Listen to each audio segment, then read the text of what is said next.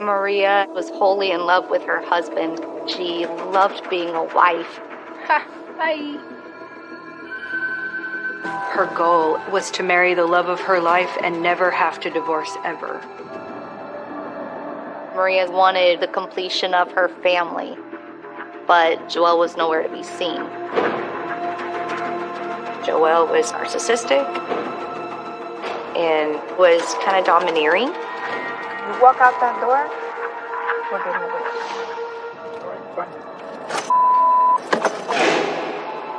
He wanted both women, and the only way to get that was to string both of them along.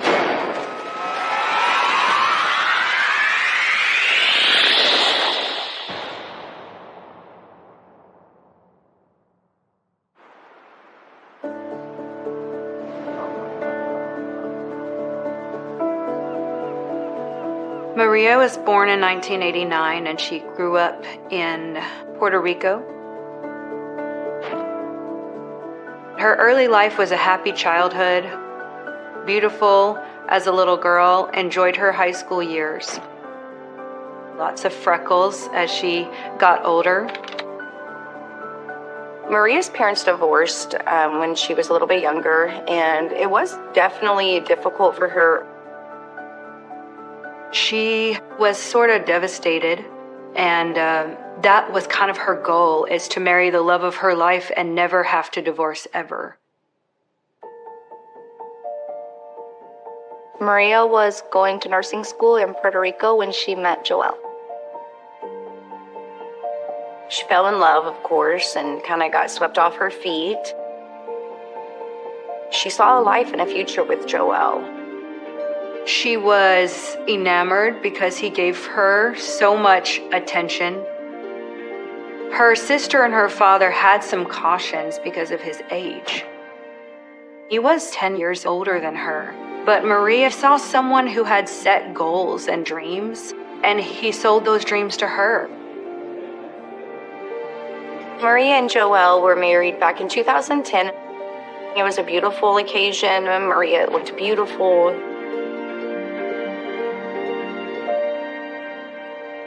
Maria and Joelle had goals to come to the mainland.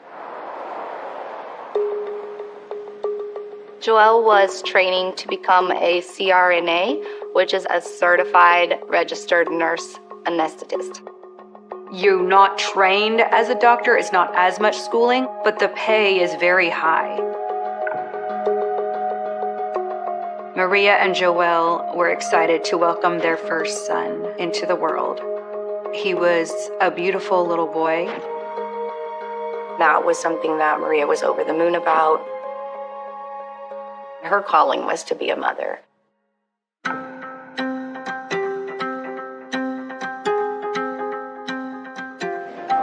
Joelle had a very good paying job, and that enabled Maria to be able to stay at home, which she enjoyed, devoting her time to her firstborn son. Maria and I first met at a ladies' night. There was a woman on our church that hosted a ladies' bowling night. So we met at one of those arcades. She looked at me and she said, "So you're the pastor's wife?" And I said, "Well, yes, I am." And she said, "So tell me about God." We became friends right away, and we just never looked back. I'm like freaking out here. When I first met Maria, I thought she was incredibly bubbly. She was very happy, very animated, incredibly warm and friendly. You could tell she was wholly in love with her husband, loved her little family. She was devoted. She loved being a wife. Maria and Joelle seemed to be in a loving marriage. You could have fun with them. Joelle appeared to be a supportive and proud dad and engaged dad. 2017, Maria had gotten pregnant, and very shortly after, she had had a miscarriage. And this was really difficult for Maria. Joelle didn't really understand what happened and thought somehow that the miscarriage was her fault. and that didn't help her state of mind.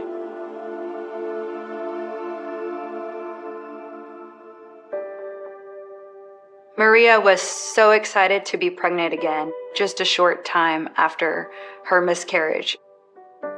You could just see a glow about her while she was pregnant. Maria had her second son in 2018, and, she was ecstatic.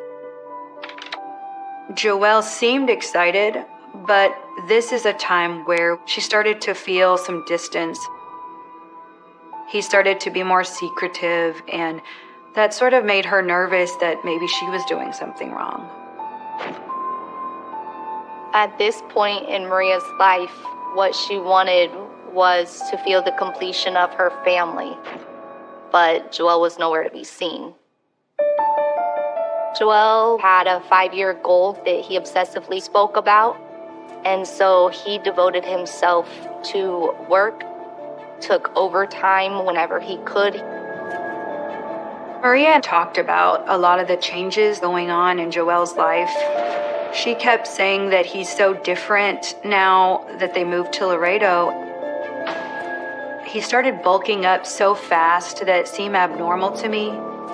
Both of us suspected there was some supplements going on, probably a lot of testosterone.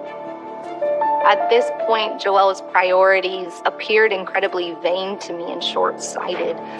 His goals were money and his figure, his body. In January of 2019, Joelle asked for a break from their marriage. He just was not happy with the way things were going. And so he decided he was just going to move out and stay with a friend. And that was a really hard time for her. But she would often tell me that she had 10 good years of marriage and she didn't want to throw it away, all because of this 1 year where he's just acting insane. Her goal was always for her family to stay together no matter what, because the divorce between her parents had been so devastating. I want to support him, be his rock, because I know he needs it. Maria liked to keep a journal. When Joelle started being more distant, it really helped her to get her thoughts on paper. How can I support someone who's always making me small? A piece of nothing. Not enough. At the point that Maria and Joelle were separated, he would come home to spend a little bit of time not just with her, but with the boys. He would expect her to still wash his clothes, and he would convince her that they needed to have sex to continue to protect the marriage. I told her that it's not your job to do his laundry, and it's definitely not your job to be intimate with him while he's breaking up the marriage. In March of 2019, Maria was doing his laundry. She found a plane ticket. She never even knew he went to Spain. She just knew in her heart that something was terribly wrong and he had not been honest at all during this whole time.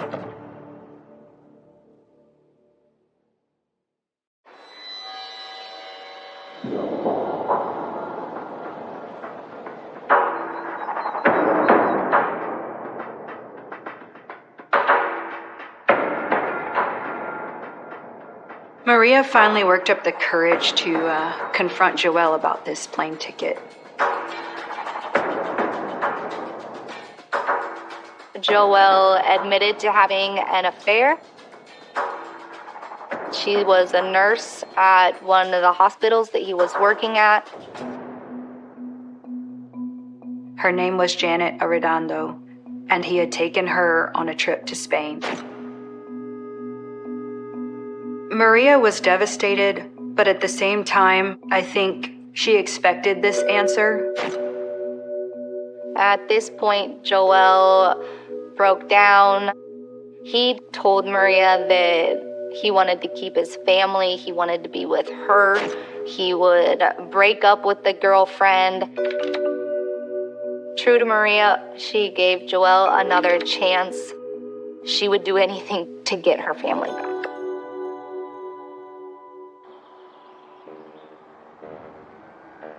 It seemed like such a back and forth during that time that Joel would tell her one weekend that he stopped the affair, and then a couple days later he would change his tune and walk back out. He wanted both women, and so the only way to get that was to string both of them along. And that was really just almost too much for her to bear. My experience with Joel was that he was emotionally abusive. Joel was confident, what I perceived as narcissistic, and he was kind of domineering. He was like a dominant authority in the household. One day, I was with Maria at the coffee shop, and Joel agreed to meet her there. When we were in line, there was a guy that sort of hit on her.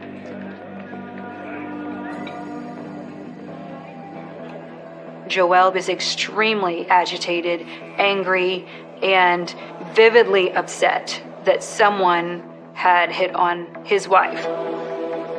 When he started to get angry with her, I told him that he had no right to tell her that she was wearing the wrong thing or that she invited the attention when he was having an affair with another woman.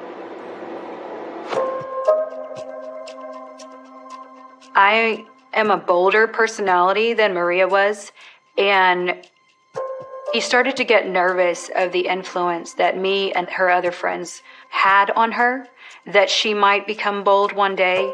He started to discourage her from seeing me. Maria loved Jesus so much, and she didn't want to break up her family for fear of God. What I told her was that biblically, he had gotten to the point where she had every right to leave the marriage.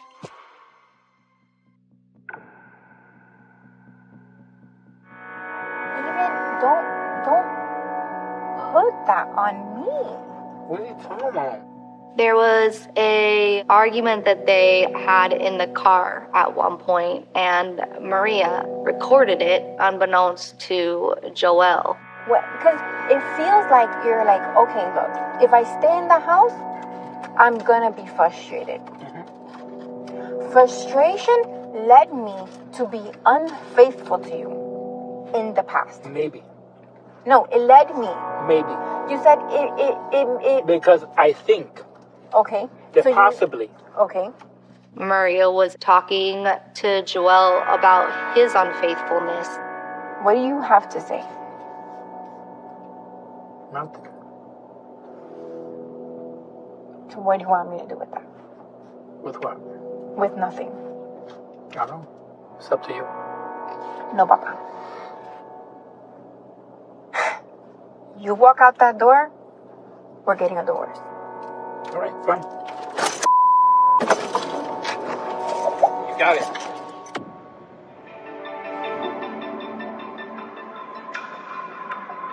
I have to realize that Joel that I knew and fell in love with isn't the Joel I am dealing with. I love him, but I don't need to accept none of this. In the summer of 2020, Maria was beginning to see that there might not be a future with Joel. Maria finally realized that Joel was not getting better. He wasn't getting rid of his affair, and he wasn't going to stop the lying and the dishonesty. And I think she finally started to picture a life without him. She wanted to be independent. Maria had the goal of becoming a nurse in Texas. She needed to pass her nursing exam to get her degree. She was making plans to be able to provide for the children on her own. Take 1,000. She had hobbies and things she enjoyed doing.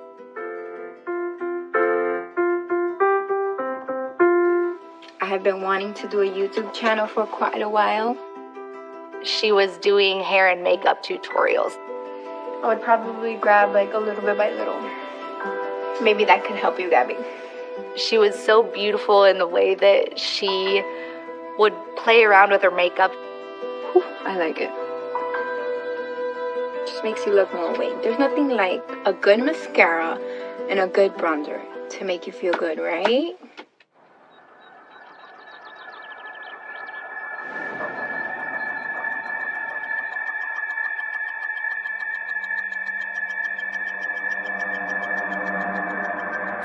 In September of 2020, Maria found Joel's phone and was able to access a bunch of messages between him and Janet.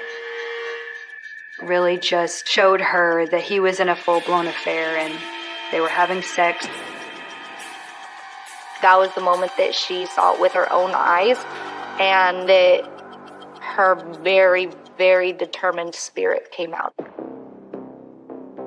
Maria confronted Joel, and I think Joel started to see a different Maria.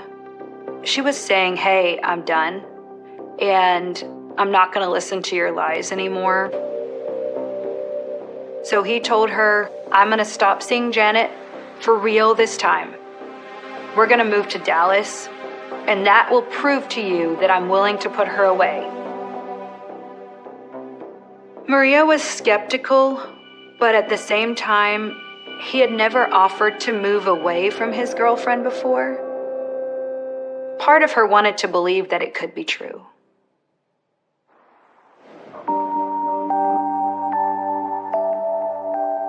Maria was very excited to tell me about how their marriage was going to turn around, and so we agreed to meet.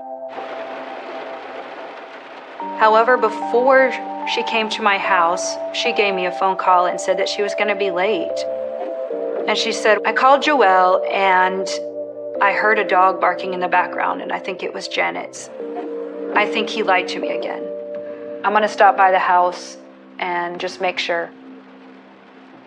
I told her that I didn't think it was wise for her to stop over there, that nothing good was going to come from it, but she said she just couldn't help herself. She had to. When Maria arrived at Janet's house, she saw that his car was there. She got out of the car and decided to confront them both.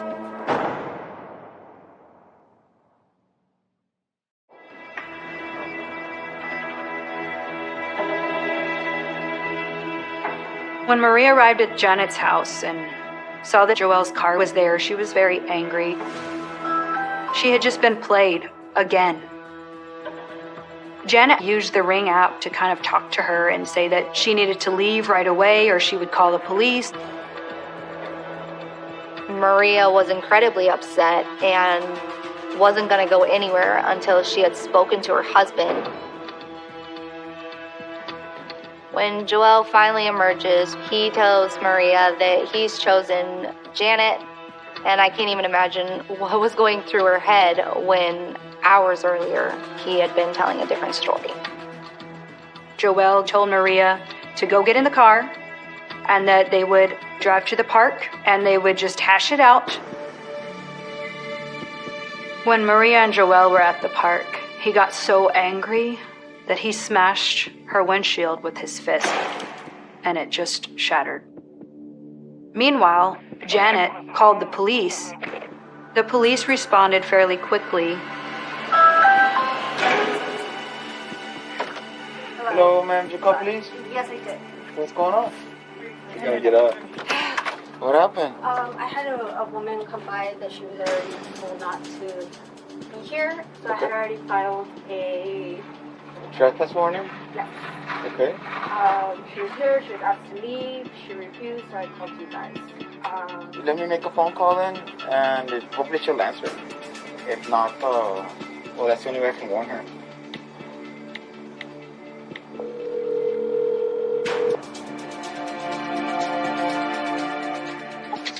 Hey, talking to you right now.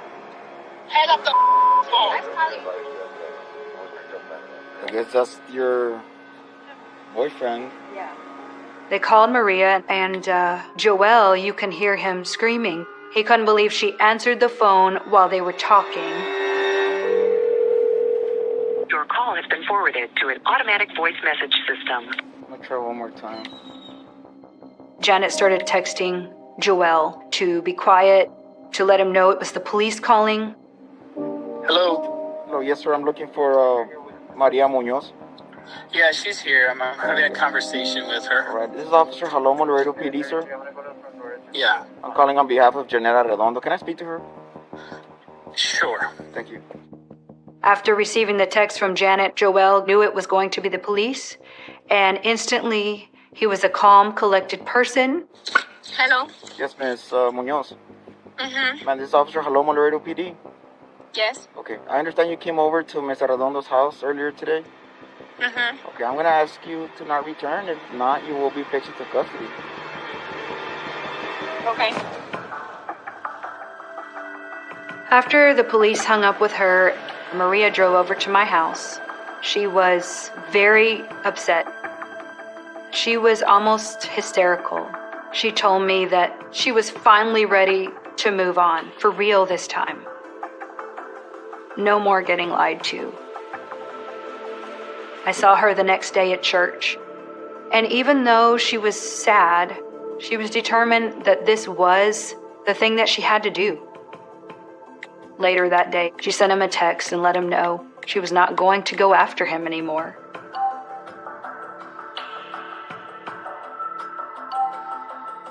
She let him know that for them to be legally separated, an attorney needed to be involved in that. Joel's response was that he didn't want any lawyers involved. His concern lied in finances. He really didn't want Maria to go through with it because that would cost him. He had responded initially on Sunday, but then on Monday, he had a different response, and he sent it through email. Again, he gave implication that there was hope for their marriage. I didn't believe any of it, and yet somehow I could not convince her to say no to this meeting. They agreed to meet around 7, and I told her to contact me as soon as he arrived, as soon as he left. She agreed to do that. I believe it was 9:30 when I had not heard from her.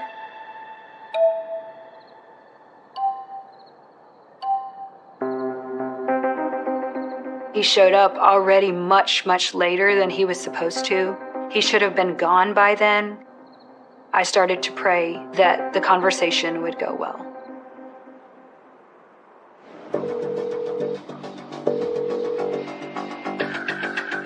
Alert 911, what's the address of emergency? Hi, I called my wife on responses, and kind of scared if she's not breathing.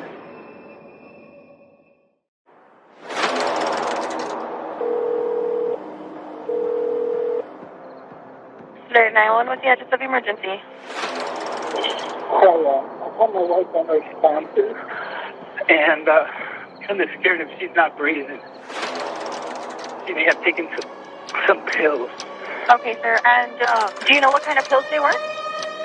Yeah, clonazepam. On September 22nd, 2020, the Laredo Police Department received a 911 call for unresponsive female.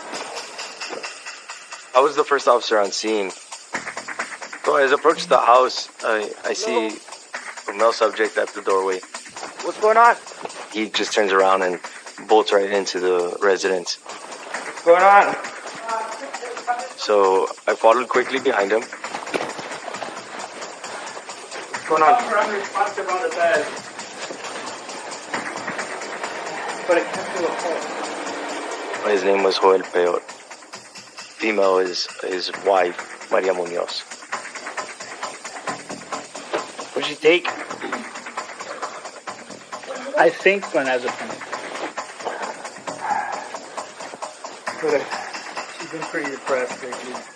I hear the paramedics, the ambulance get to the scene. They had their lights and sirens. Paramedics continued CPR, and I see no changes in her body. She's not getting any better. Yeah, under control. No, man, she's not. No, she's been down for a while. Yeah. The paramedics on scene determined that Maria was deceased at 1:50 a.m. This 20, confirmed 82. What's going on? What happened? I started getting very suspicious about Joel.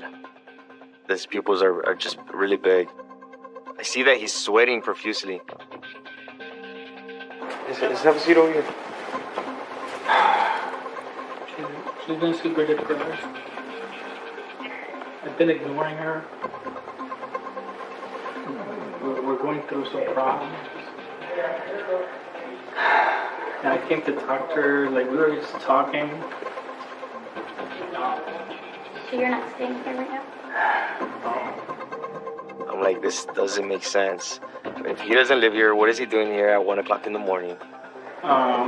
We had sex, we took a shower, then I thought she was like knocked out. I didn't think anything of it, so just kept on doing my thing. And then I go back upstairs and then she just... He starts crying, but it's a really fake cry. It didn't add up to me. I didn't like where it was going. Oh, it's 37. Yeah, it's really 37. I told him that this is very 37, which means suspicious in police jargon. And we gotta talk to you, okay? Come on, you gotta go outside. So I arrived at the scene shortly after 2 a.m. Once I got the authorization and consent to go into the home, I did do a brief walkthrough. I see Maria, her body is there. Joel insinuated that she had overdosed on a bottle of clonazepam. Whenever somebody takes a bottle of pills, they foam from the mouth. I noticed that Maria was not foaming from the mouth. When they did the examination of Maria's body, my partners discovered a track mark, or like a puncture, on her arm. It looked like she had just gone to get her blood drawn. And then they also discovered a bag of medical supplies. Inside that bag were needles, catheters, and 4 to 5 bottles of medications. I immediately suspected that there was more to this than what Joel was saying.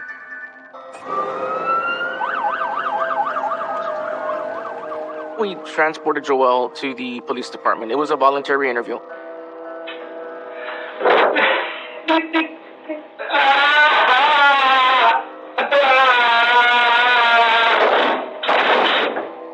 When I arrived at the station, I could hear him screaming.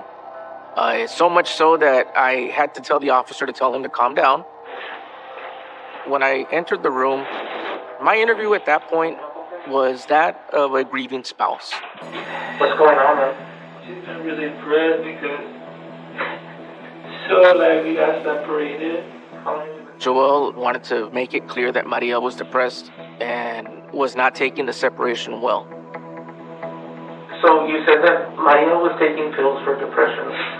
Were they prescribed to her? Yeah, they were. And hers ran out, so mine were recently given to me. So I just went to give her some.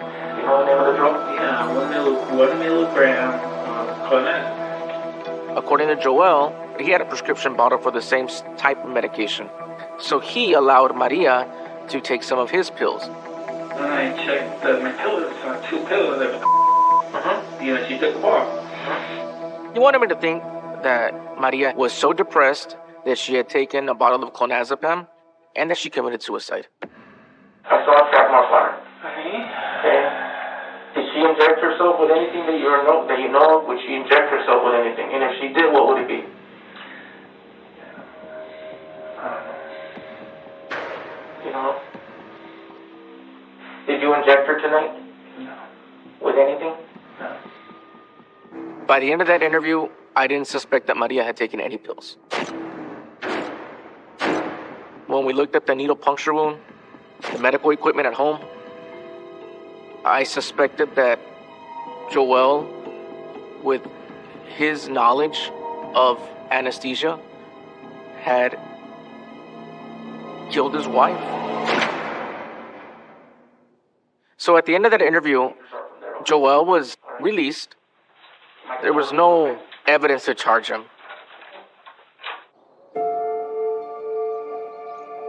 The next morning, my husband came to get me. He told me that the police had let him know that Maria was deceased. And I remember just screaming out, "Oh my God, he's killed her."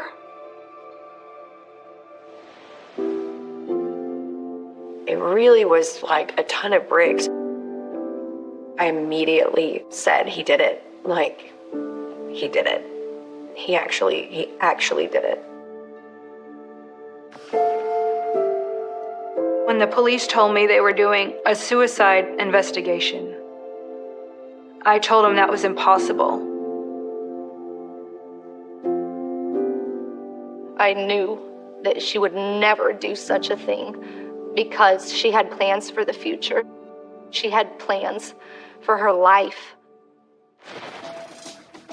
The key piece of evidence that was pending for us to rule out suicide, to rule out overdose, was a toxicology report. As soon as we received that, we knew what caused her death.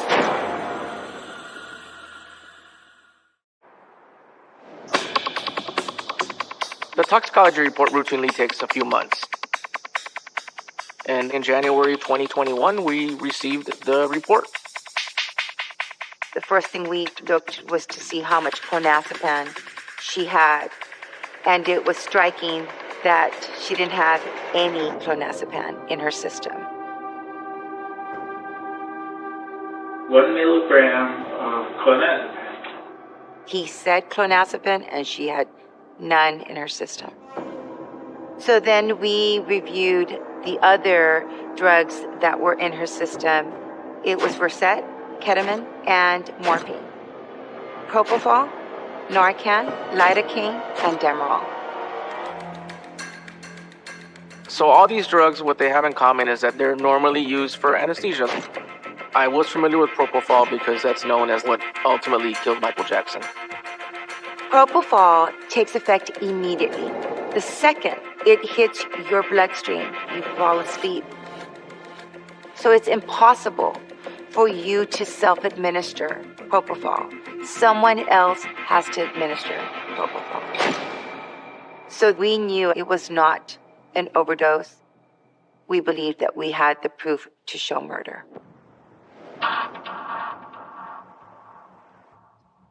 Laredo police, or we're going to break down the door. Fede, go ahead and grab me your back.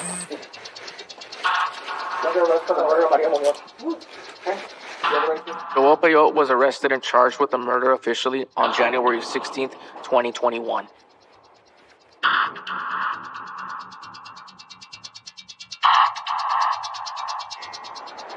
Joel Peyote's trial started March 20th of 2023. The defense argued that Maria was a drug abuser who committed suicide because she was so depressed, and that Joel gave Maria an injection in an attempt to revive her.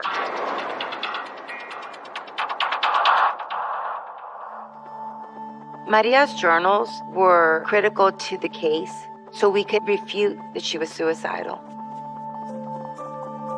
Today my head will not look down.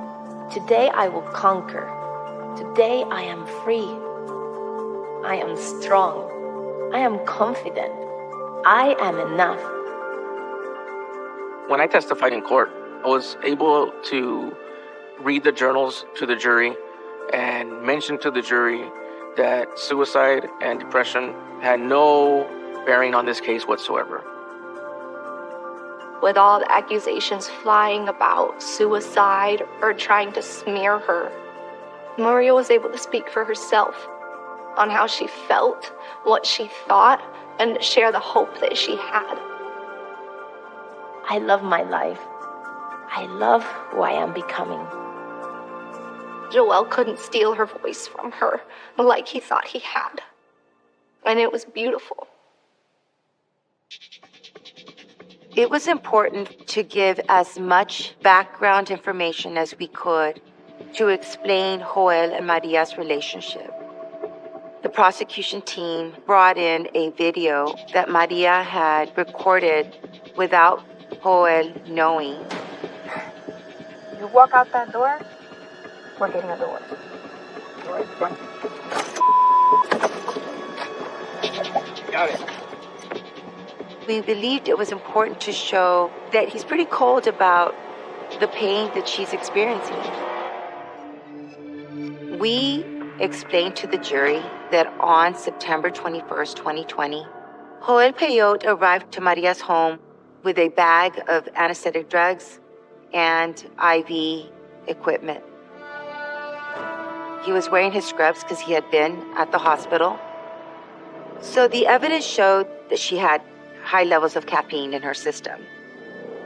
We were able to describe to the jury that he probably showed up with a cup of coffee, and in that coffee, he likely included the oral anesthetic drugs, which is the ketamine, the Versed, and the morphine. And that would have incapacitated her. She would not have been able to resist him trying to put an IV on her to give her the additional drugs, lidocaine, propofol, Narcan, and Demerol. The levels of anesthetic drugs in her system were enough for 2 major surgeries. Joel knew that this was going to end her life.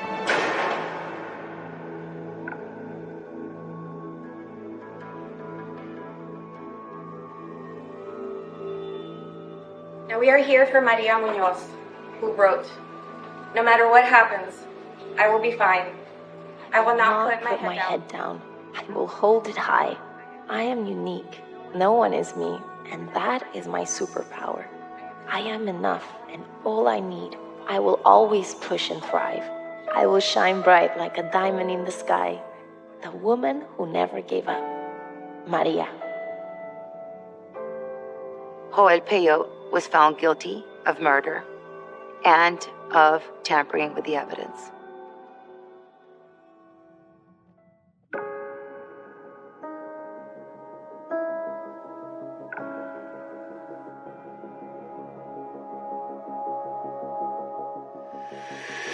When Joel finally was convicted of murder, I was so relieved. I was grateful for Maria to get justice, but I was sad for her children. I don't think that Joel has any real remorse for what he did. I think that he's a narcissist and a manipulator. Being with Maria in Laredo was like having family there. She became like a sister to me. She always lifted my spirits, even when she was the one with tragedy in her life. I think Joelle sold her a life of dreams and promised her the world.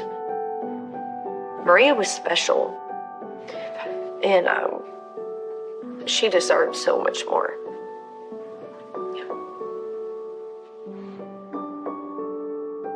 Okay, I'm not too sure, but there you go, Mayra. Ha, bye. So I'm gonna do my hair for you guys to see. Maria was like a ray of sunshine. She walked into a room and she lit everybody else up. I miss her laugh. I miss watching her run after her kids. I miss seeing her chase them and the joy that she had. We need more joy like that in this world.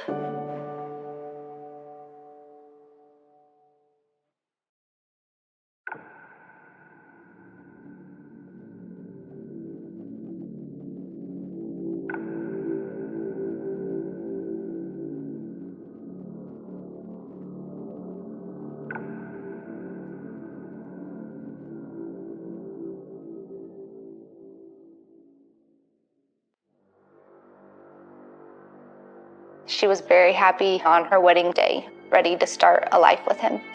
She did not expect something so tragic would happen to her marriage. 911, where's your emergency? Me and my wife got in a terrible argument. I just shot her, and I swear to God, I didn't mean to do that. Hello? Hey, man, my wife just tried to kill me. He was charming, but he was also terrifying to anyone that knew him. It's a level of evil that most people never see in their lifetime. He was losing control. He went full psycho. The scene itself just looked like a nightmare. It wasn't human. She wasn't his wife. She was a possession. If the ambulance gets here quick, she might be saved. This was so cruel. This was evil.